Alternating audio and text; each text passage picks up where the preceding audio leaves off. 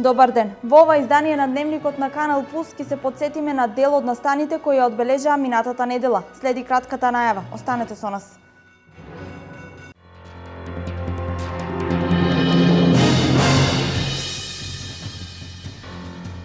Со реконструкцијата и проширувањето на патниот правец Велес-Штип ќе се реши проблемот со неколкуте така наречени црни точки.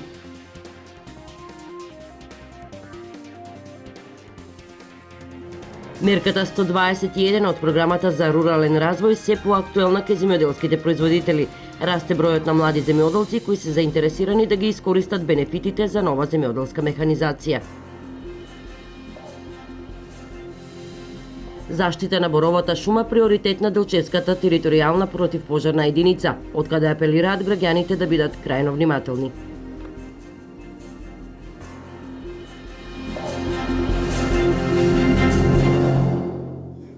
Министерот за транспорт и врски Владо Мисајловски во петокот изврши увид во втората фаза од градежните работи на патниот правец Велес-Штип на потегот кај село Мамутчево. Со реконструкцијата ќе се направи сосема нова траса, каде што возилата ќе се движат со брзина од 80 до 100 км на час. Овој пат има неколку црни точки кои со проширувањето ќе бидат решени.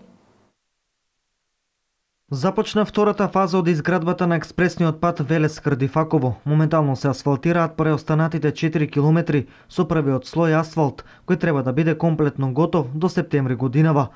Во обиколка на градежните работи денеска беше и министерот за транспорт и врски Владо Мисајловски во придружба на градоначалниците на општините од регионот.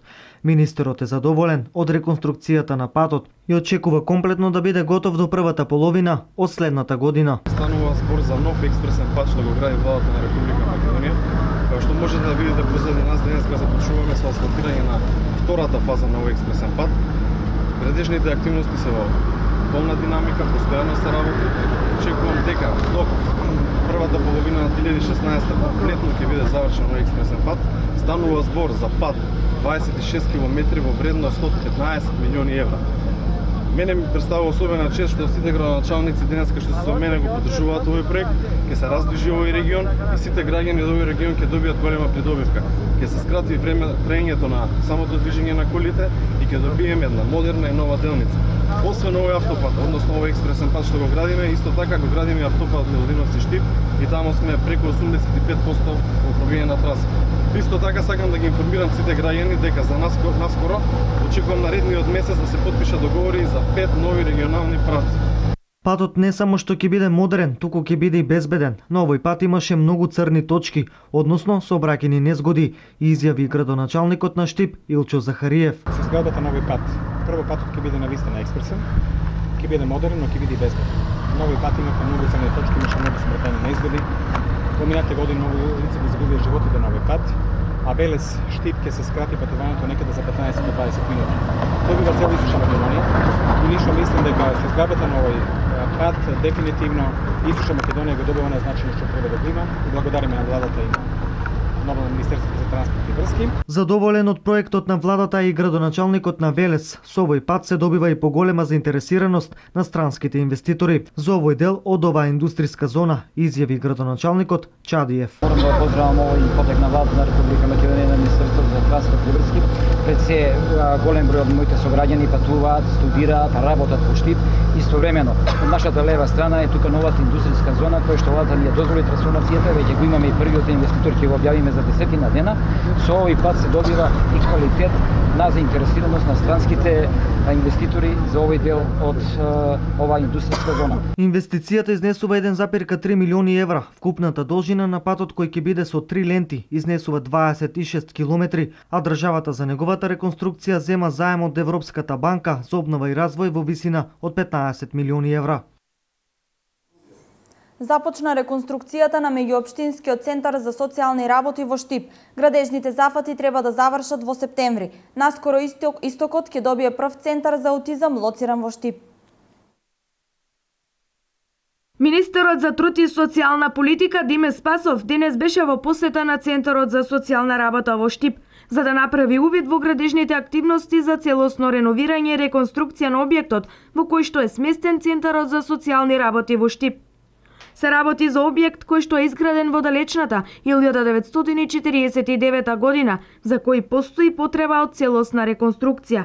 Средства обезбедивме од Светската банка и веќе денес започнуваат градежните активности. Очекуваме до почетокот на септември месец овој објект да добие сосема друг, нов, модерен изглед, сосема нови, модерни и квалитетни простории во кои што граѓаните ќе можат да ги остваруваат своите права и услуги, меѓутоа исто така и вработените да имаат значително поквалитетни услови за работа. Исто така овој објект потоа ќе биде опремен целосно со нов мебел и нова опрема и ќе има еден значително подобар изглед и подобра функција. Издвоени се околу 7 милиони денари за целосна негова реконструкција, сосема нова енергетска ефикасна фасада, нова дограма, исто така нов систем за грејење, видеонадзор и целосно нова опрема. Наскоро ќе започне и третата фаза на реновирање на 18 центри за социјална работа во земјава,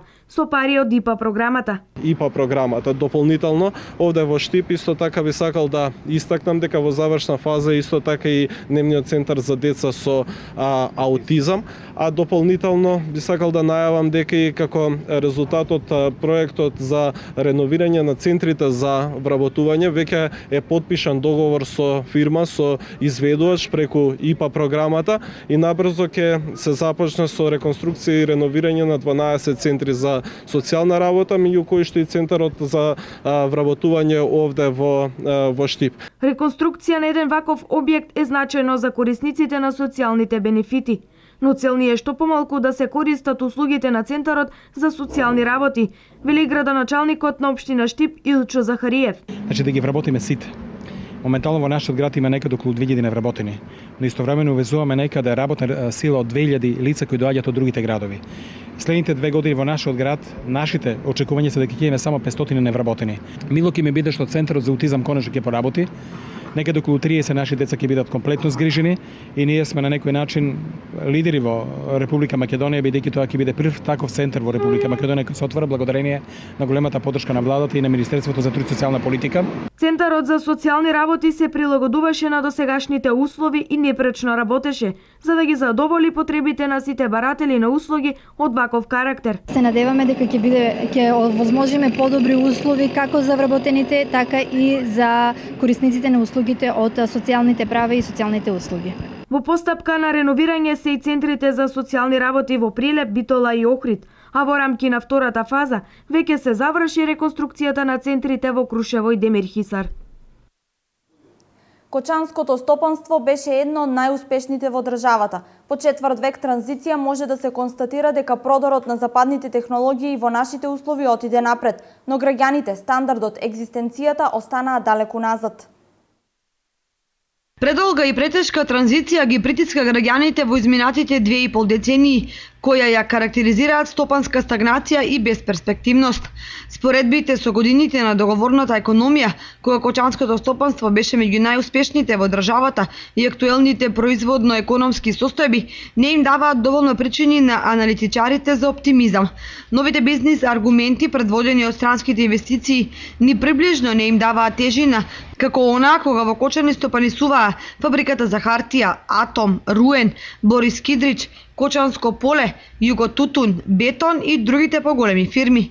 По четврт век транзиција може слободно да се констатира дека продорот на западните технологии и во наши услови отиде напред, но граѓаните, стандардот, екзистенцијата останаа далеку назад. Баш тоа проблемот ќе се запраша обичниот човек. Дали не бива за работа, дали не знаеме да штедиме или можеби реално не го вреднуваме капиталот во сите негови форми. Но овие прашања во државата никој во изминатите 25 години не се обиде да даде одговор, како да се некаква табу тема во која е подобро да не се задира.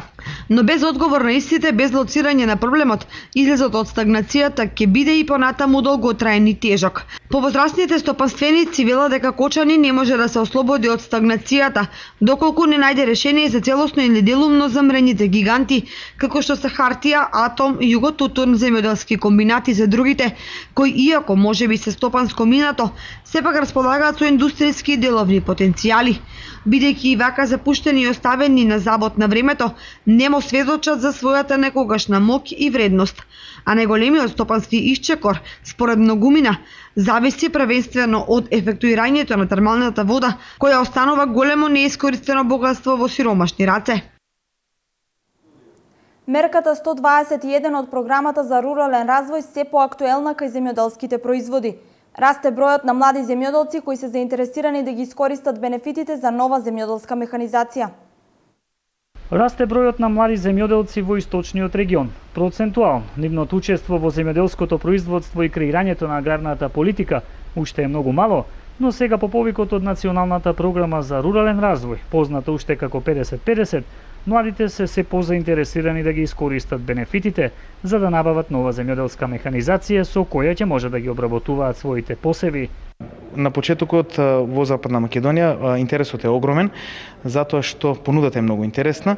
Станува збор за земјоделски стопанства што може да аплицираат, а се занимаваат со житни култури, индустријски култури и фуражни култури, вклучувајќи го и тутунот. Значи до сега тутунот нигде не влегуваше, ова е прв пат Националната програма да го распише и тутунот за можност за апликација, но со потребни услови, тоа површински услови. Тоа се за тутун 5 декари, односно 0,5 хектари, а за сите други култури кои што влегуваат во житни, индустријски и фуражни се 15 декари, односно 1,5 хектари. Само во првите 3 дена имам изготвено околу 80 апликации, што значи интересот е многу огромен, доколку станува збор за Западна Македонија. Во наредните 2 недели ќе ги информираме земјоделците од Источна Македонија и очекуваме голем одзив за апликации. Интересот во нашата општина сега за овој повик е доста добар. За сега имаме интерес за житните култури највеќе. До сега немаме ни едно барање за тутун, бидејќи тутунот треба да има 5 декари. Со новата земјоделска механизација и со враќање на инвестицијата до 75%, доколку земјоделското стопанство аплицира од неразвиено рурално подрачје, земјоделците ќе можат да се снабдат со земјоделски машини за отпочнување на сопствен агробизнис. За сите оние земјоделски стопанства кои што немаат доволно средства да инвестираат во почетокот, на располагање гарантниот фонд во кој што имаме на располагање 25 милиони долари и стојат на располагање само за земјоделските стопанства кои што имаат решение за набавка на механизација. До сега во подрачната единица на Агенцијата за поттикнување на земјоделството во Делчево, интерес за овој повик пројавиле над 60 земјоделци. Инаку до пред неколку години само 1% од земјоделците во државата ги обработуваа нивите со нова земјоделска механизација, а во последните 10 години се купени над 400 нови трактори. Сега се очекува оваа бројка да се надмине. Рокот за аплицирање за мерката 121 за набавка на нова земјоделска механизација трае до крајот на август. Топлотен бран со високи температури ја зафати Македонија. Министерството за здравство апелира да не се излегува на отворено во најтоплиот период од денот, како и да се внимава што се јаде. Подсетување за граѓаните е дека секој работен ден во сите градови се поставени мобилни пунктови, каде се вршат превентивни прегледи, со почеток од 18:30 до 21:30 часот. Со топлотен бран од жолта фаза денеска е зафатена земјава, а од утре и вторник максималните температури ќе достигнат до 41 Целзиусов степен. Министерството за здравство апелира да не се излегува на отворено во најтоплиот период од денот, како и да се внимава што се јаде, да се избегнува престој на отворено во периодот од 11 часот до 17, консумирање лесна храна и течности, хигиена на раце и хигиенски начин на подготовка на храната и редовно земање на терапијата кај хронично болните лица.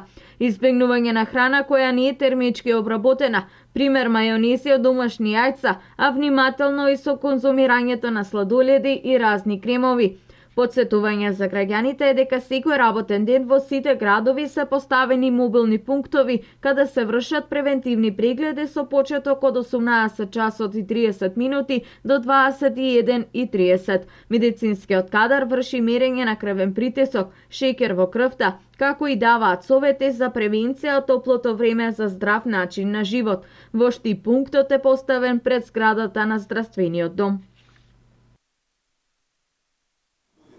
Високите температури се реална закана за ширење на заразни болести кај добитокот. Ветеринарите апелираат до сточарите редовно и навреме да извршат дезинфекција, дезинсекција и дератизација на трлата и фармите. Високите температури и комарците се опасност за појава на болести кај добитокот. Таков е примерот со синиот јазик, кој минатата година направи пустош кај овчарството. За сега состојбата е под контрола, но ветеринарните служби апелираат до сточарите редовно да се врши дезинфекција, дезинсекција и дератизација во одгледувачките капацитети. Значи се препорачува редовна, правилна и навремена дезинсекција, дезинфекција на одгледувалиштата, повисоко ниво и чистење и повисока хигиена, исто така и третирање со репеленти, односно средства за штитење од ободување на инсектите. Значи за било каков совет сточарите треба се обрнат до надлежниот ветеринар, исто така и до надлежниот ветеринарен инспектор од страна на Агенцијата за храна и ветеринарство. Климатските промени и движењето на дивите животни може да влијаат на пренесувањето и појавата на сериозни заразни болести кај добитокот, како што се и птичиот грип, беснилото и чумата кај свините. Доколку сточарите ги забележат првичните симптоми кои укажуваат на овие болести, ветеринарите апелираат тие веднаш да побараат помош во ветеринарните станици. При најмал сомнеш или појава на симптом на болеста, дали тоа било задух, куцота, ерозии, луцерации, абортуси, треска или било што, или пак при отварање на устната празнина, појава на оток, значи треба да биде информиран надлежниот ветеринар, надлежно ветеринарно друштво, исто така и надлежниот ветеринарен инспектор на Агенцијата за храна и ветеринарство. Инаку за заштита на домашните животни од овие болести, ветеринарните служби веќе се подготвуваат согласно меѓународните стандарди и практики. Боровата шума е со најголем ризик за пожари. Од Делчевската територијална противпожарна единица апелираат граѓаните да бидат крајно внимателни при движење во шумите. Делчевските пожарникари за среќа засега без посериозни интервенции на терен. Најголем одбранбен фактор што се однесува до пожарите, досега беше се уште зелената вегетација. Досега територијалната противпожарна единица од Делчево имаше интервенции на 25 пожари и технички интервенции, од кои пожари на запалени моторни возила, на запалени отпади, ѓубрива, исто така имаше и одредени пожари на отворен простор. Значи имаше пожари на шуми, но во помал обем, така да за разлика од претходните години до овој период можам да кажам дека досега има доста намален број на шумски пожари. Се надевам дека со свесноста на граѓаните, која што треба да биде на доста високо ниво во овој период, дека нема да имаме пожари во овој период на годината, исто така и понатака. Најризични подрачја класифицирани како опасност од прва категорија се подрачјата со борова шума. Значи доста ризични подрачја кај нас се на планината Голак, потоа во пределот на село Селник Вратисловце, кај што во поранешните години имавме доста големи пожари. Исто така во селата Нов Истевник, Стари Истевник, над селото Звегар, тоа се едно ризични подрачја каде што имаме насади од борови насади. Со оглед на тоа што скоро 99,99% пожарите на отворено ги предизвикува човечки фактор, од територијалната противпожарна единица од Делчево апелираат на внимателност при движењето во шума. Апелирам до граѓаните кои што се движат во шума да бидат многу внимателни, затоа што во овој период настануваат и сушење на тревата и на вегетацијата, така што се зголемува опасноста од настанување на шумските пожари. Во наредниот период исто така апелираме граѓаните да ги чистат своите дворови, односно куќите или викендиците кои што ги одржуваат, затоа што со самото натрупување на некоја растителна вегетација, која што исто така во овој период доаѓа до сушење, представува опасност од појава на пожари. Во последните 5 години во Делчевскиот регион во пожар изгореле околу 1000 хектари шума и тоа најмногу борови насади. 2013 година беше копна за пределот кај селата Селник и Вратиславци, каде пламените јазици голтнаа околу 500 хектари на борова шума. Пожар кој беснееше 3 дена, а беа вклучени екипите од територијалната противпожарна единица, шумското стопанство, јавни предпријатија, полицијата и дирекцијата за заштита и спасување, но и голем број на доброволци од Делчевско. Општина Штип и економскиот факултет при Универзитетот Гоце Делчев подпишаа договор за соработка. Општината и факултетот ќе работат на проект за финансирање на општините преку општински обврзници. Денеска локалната самоуправа во општина Штип заедно со представници на економскиот факултет при Универзитетот Гоце Делчев ставија потпис на меморандумот за соработка согласно проектот кој се однесува за општински обврзници и профитабилни проекти без финансиски обврски. Денеска го склучуваме овој меморандум кој што представува официјален почеток на оно што пред некое време од општина Штип беше прифатено со волност да биде извршено и да се учествува во како во истражувањата, така и во резултатите кои што ќе произлезат од овој проект. Значи, овие обврзници се нешто што е познато веќе во општините, меѓутоа во Македонија се уште нема успешна, официјално реализирана општинска обврзница и за таа цел за нас представува дополнителен предизвик како научна фела, која што цели кон тоа да даде реална имплементираност на дадените и добиени резултати. Целта е општините да издаваат општински обврзници за капитални инвестиции и колку тие обврзници може да бидат сигурен начин на финансирање, место кредити и да се даваат обврзници. Знаете дека парите се многу значени и битни за да може да реализирате некои проекти кои од вас ги барат граѓаните. Денеска парите се скапи. Ако најдете добар начин, алтернативен начин да добиете ефтини и свежи пари, по било кој основ, па макар било тоа обврзници, кои општината ќе биде на некој начин задолжен со тие обврзници, со кои ќе заврши некои инфраструктурни објекти, мислам дека тоа е нешто добро. Јас лично се надевам дека финалниот резултат од тоа истражување ќе биде општините во Република Македонија да имаат и алтернативни можности да добијат пари. Тие пари да бидат ефтини и со тие пари да се завршат големи инфраструктурни објекти.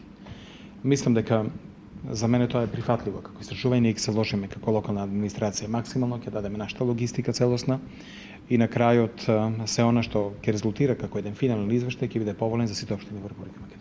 Во општина Штип недостасува соодветна спортска сала која досега не е направена. Потребна е брана на река Отиња, комплетен систем за прочистување на отпадните води, па сега со истражувањето на економскиот факултет се надеваме дека замислените проекти ќе се реализираат и ќе се најде алтернатива за финансирање, вели градоначалникот на општина Штип примариус магистер Илчо Захариев. Во истражувањето ќе бидат вклучени општините кои се збратимени со општина Штип, професори и студенти од економскиот факултет.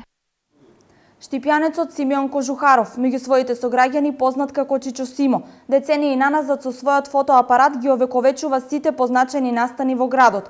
Поседува над 3000 фотографии, дел од кои има во план да ги објави во книга, но проблемот е што нема заинтересираност од било кој да инвестира.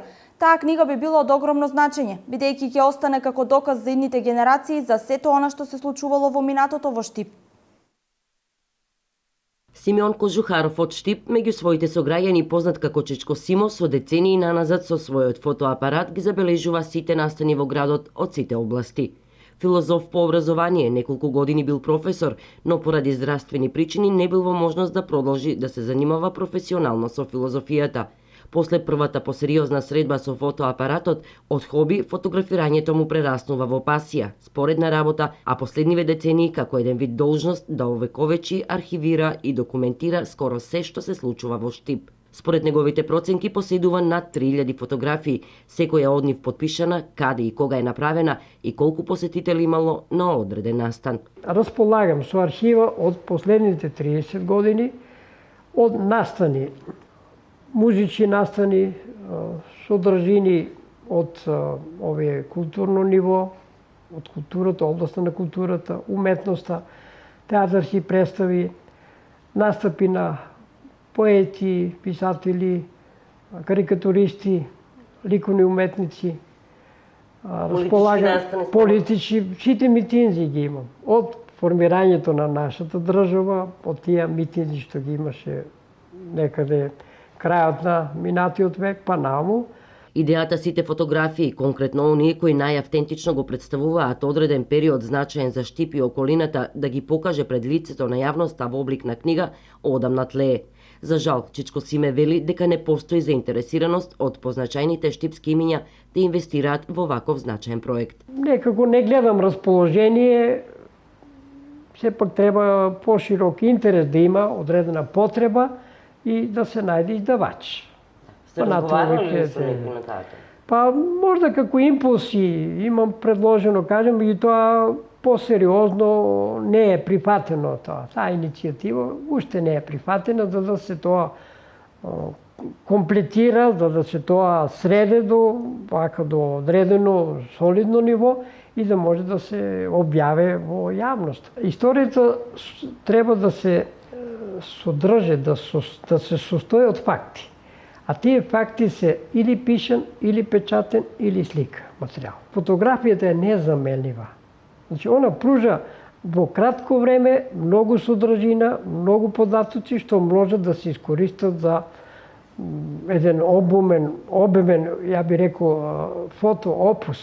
А тоа се податоци што може да служат за архива на луѓето наши, на историјата, на историчарите. Доколку некој што може и што има, а е на мислење дека фотографиите на Чичко Симе на вистина имаат голема вредност, нема да сгреши ако одлучи да инвестира во издавањето на спомнатата книга. До тогаш, Чичко Симе не се откажува од фотографирањето. Ке го гледаме и понатаму секаде каде што ќе дознае дека нешто се случува. За и тој настан да го овековечи, за и тој настан преку неговите фотографии пред идните генерации да сведочи за минатото.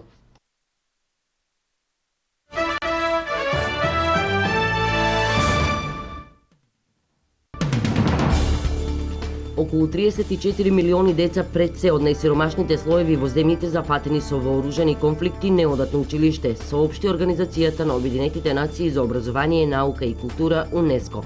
Според податоците на УНЕСКО за образование на децата во земјите зафатени од војна се потребни 2,3 милиарди долари, што е 10 пати повеќе од средствата за хуманитарната помош што им се доставува на лицата во овие подрачја.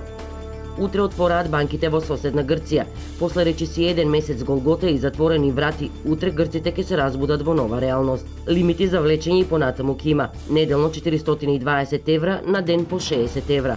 Затворањето на банките се случи на крајот на минатиот месец, откако Ципрас свика референдум за не за реформите за штедење. Референдумот успеа, но тоа не му вредеше многу на грчкиот премиер, кој мораше да се согласи со уште построги мерки наметнати од Европа и Меркел. Полицаец загина во пожарите во Атина. Телото на 47 годишниот полицаец е најдено во Атина, каде огнот се ширеше во петокот. За пожарот во Атина беа уапсени двајца мажи, од кои еден бугарин под сомнение дека го предизвикале огнот. Во меѓувреме во друг пожар изгореа 35 куќи и беа уништени земјоделски посеви јужно од полуостровот Пелопонез. Властите во земјата предупредуваат дека опасноста од пожари се уште е висока поради силните ветрови, иако истите се локализирани и под контрола.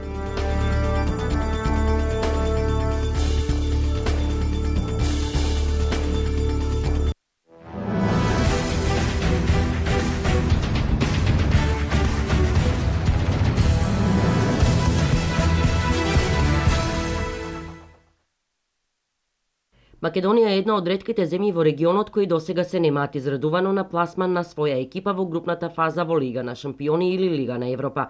Дали конечно Вардар или Шкендија како клубови кои се со најголеми буџети ќе не израдуваат со такво нешто во блиска иднина.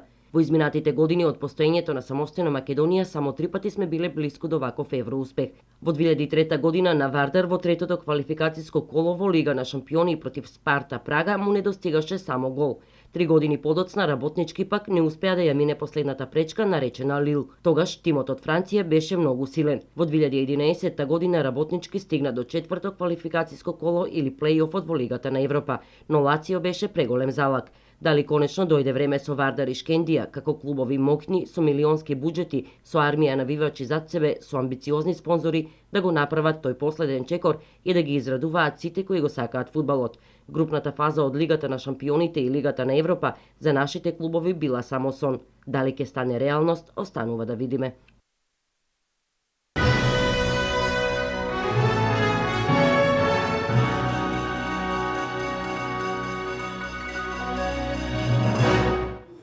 Ја проследивте ретроспективата на настаните кои ја одбележаа минатата недела. Ви благодарам на вниманието. Се гледаме повторно во 20 часот.